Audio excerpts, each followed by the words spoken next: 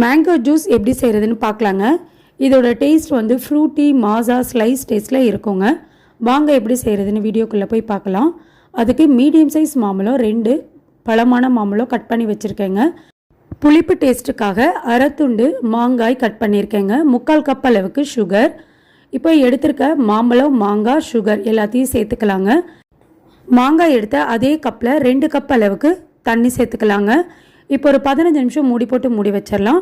15 நிமிஷம் ஆயிடுச்சு. நல்லா நமக்கு மாங்காய் வந்து சுகர் சிரப்பில் நல்லா வெந்துருச்சுங்க. இப்போ ஆறுனதுக்கப்புறம் வடிகட்டிக்கலாம். வடிகட்டினா இந்த மாங்காய், மாம்பழம் ரெண்டையுமே வந்து மிக்ஸி ஜாரில் சேர்த்து நல்லா அரைச்சி எடுத்துக்கலாம்.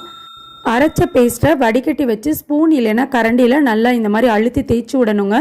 அப்போ தான் வந்து சின்ன சின்ன துகள்கள் இருந்தாலும் அது வடிகட்டிலேயே தங்கிடும். இப்போ மிக்ஸி ஜாரில் நல்லா அரைச்சி எடுத்துக்கிட்டேன்.